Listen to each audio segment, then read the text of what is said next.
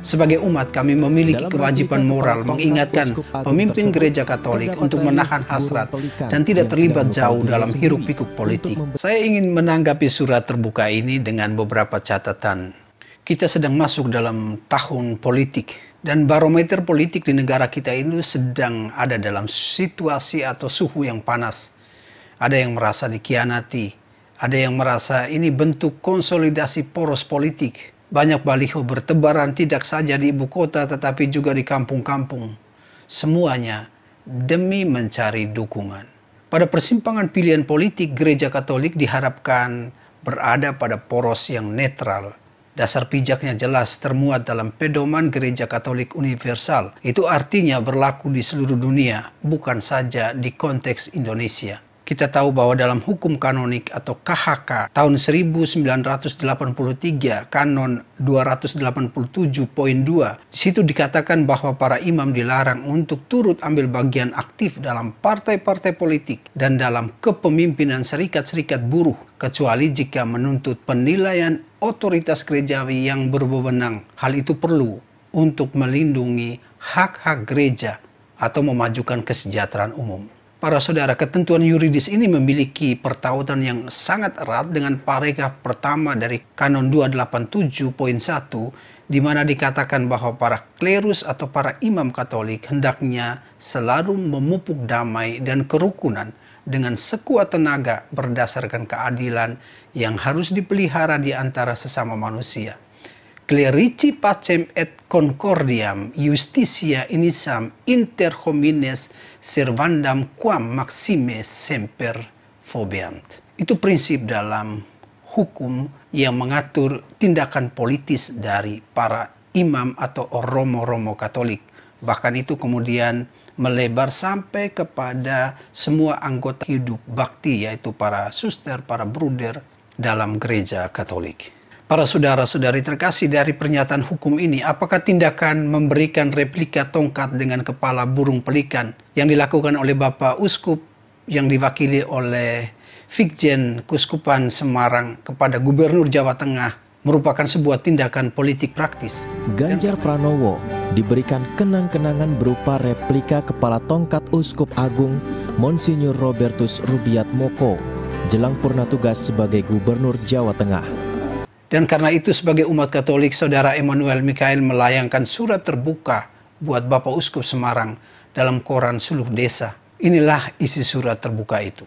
Selamat hari Minggu, semoga Bapak Uskup selalu sehat dan bahagia. Sebagai umat, kami memiliki kewajiban moral mengingatkan pemimpin gereja Katolik untuk menahan hasrat dan tidak terlibat jauh dalam hiruk-pikuk politik. Pemberian replika tongkat uskup pada Ganjar yang merupakan bakal calon presiden merupakan suatu siasat politik menggiring umat untuk mendukung Ganjar. Ini adalah sikap yang jauh dari prinsip Katolik. Perbuatan yang sangat tidak adil, memecah belah umat, syarat dengan pesanan politik. Silakan sebagai pribadi mendukung siapapun, tetapi jangan pernah menggunakan institusi gereja. Bapak Uskup sebaiknya membaca kembali opini Romo Frans Manyi Suseno, pesan yang bijak sesudah Ahok kalah.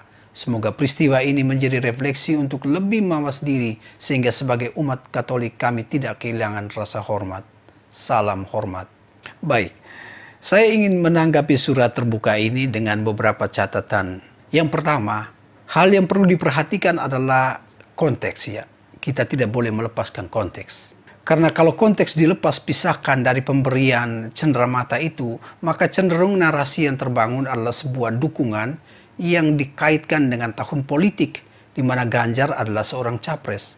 Sementara konteks pemberian cenderamata itu adalah acara lepas pisah dari jabatan sebagai Gubernur Jawa Tengah, dan cenderamata itu adalah bahasa terima kasih atas kerja dan pengorbanan seorang Ganjar sebagai gubernur yang akan berakhir pada tanggal 5 September.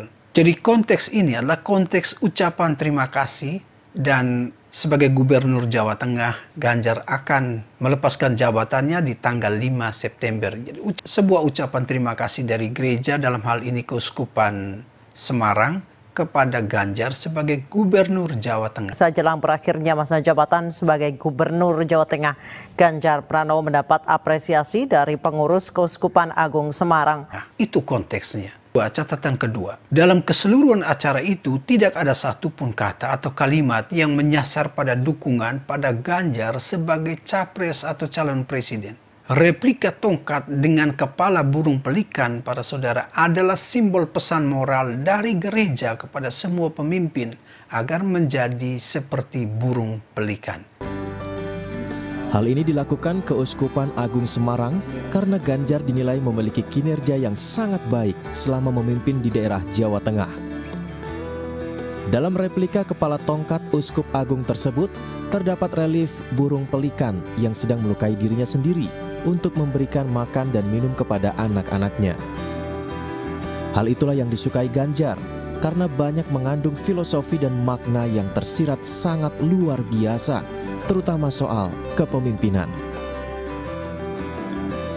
Dan hari ini kami pamitan, luar biasa sambutannya, dan dikasih cindera mata yang ceritanya sangat luar biasa, burung pelikan.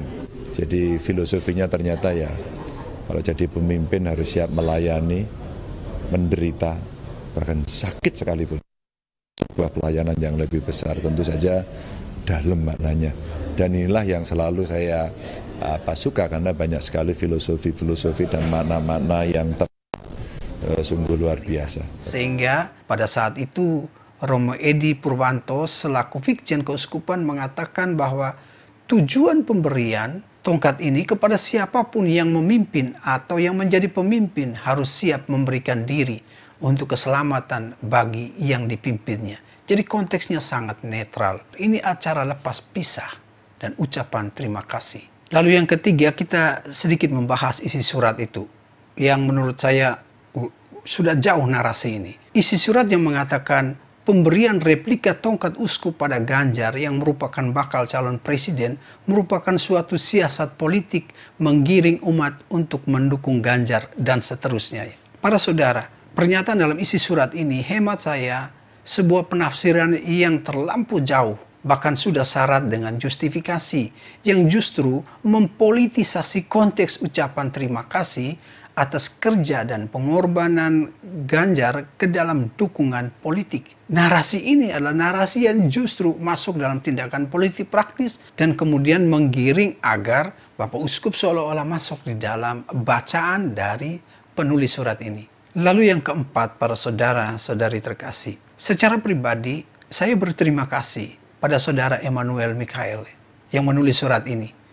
Karena dengan surat ini, terlepas dari bagaimana cara kita menanggapi surat ini, bagi saya toh ada nilai positifnya. Karena dengan surat ini, Anda sedang mengingatkan kami semua para imam Katolik agar tetap mematuhi aturan yang menjadi pegangan dalam berpolitik. Karena ada hal yang mesti kami perhatikan.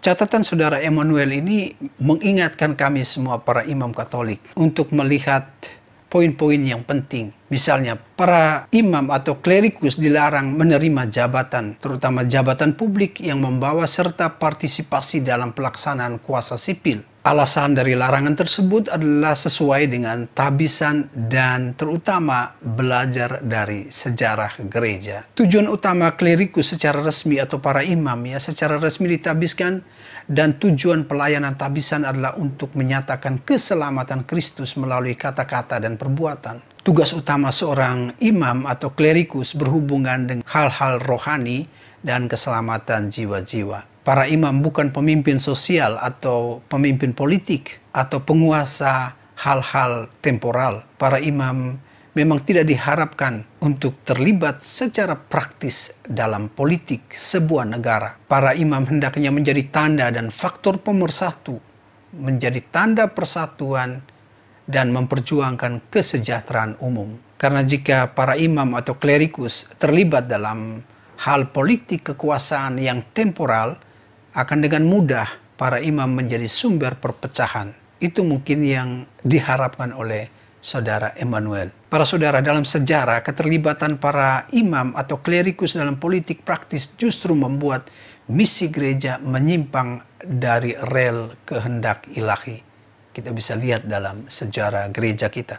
Karena keterlibatan imam dalam politik praktis itu tidak sesuai dengan tabisan sejarah gereja di Prancis misalnya bisa menjadi pelajaran berharga agar para imam tidak mengulangi keterlibatan politik praktis. Jika kita membaca sejarah, kita akan melihat bahwa wajah demonik agama lebih jelas dari wajah angelik. Dan itu salah satu sisi gelap ketika gereja pada titik tertentu dalam sejarah terlibat secara praktis dalam politik. Agama kemudian sangat mudah dijadikan sebagai alat politik. Pada kondisi seperti ini, ketika gereja terlibat secara praktis dalam pilihan-pilihan politis, maka agama pasti dilanda demoralisasi. Sekali lagi, itu sejarah gereja. Tentu para imam dan umat harus berperan dalam kondisi masyarakat yang tidak sempurna, tetapi posisi dan kegiatan politik yang dijiwai oleh perspektif utopis yang menjauhkan orang dari Allah, dari kehendak Allah atau rencana Allah, maka akan muncul tokoh-tokoh kenabian palsu yang memang mesti kita tolak. Minimal dengan surat terbuka dari saudara Emmanuel ini, kami para imam diingatkan kembali oleh beberapa prinsip-prinsip penting sebagaimana prinsip etika politik Katolik pasca Konsili Vatikan II. Di sana ada prinsip kebaikan hati, ada prinsip keberpihakan pada kehidupan, prinsip kesejahteraan umum, prinsip subsidiaritas, ada prinsip solidaritas, ada prinsip hak-hak asasi manusia, prinsip penolakan terhadap kekerasan, dan prinsip persaudaraan semesta. Semua prinsip ini mengantar kita pada satu nilai yang universal, yaitu kemanusiaan. Dan itu adalah panggilan dan tugas serta tanggung jawab semua romo-romo atau imam Katolik atau bahasa hukum itu kaum klerikus. Sekali lagi, terima kasih kepada saudara Emmanuel yang telah memberi masukan, walaupun dengan sedikit catatan, agar kita tidak terlalu jauh menafsir sebuah tindakan yang dilakukan oleh para pastor atau uskup, tetapi toh yang saudara tulis menjadi rambu-rambu. Kita sama-sama belajar untuk apa? Untuk bonum commune, juga secara istimewa untuk kami para imam Katolik. Tuhan memberkati.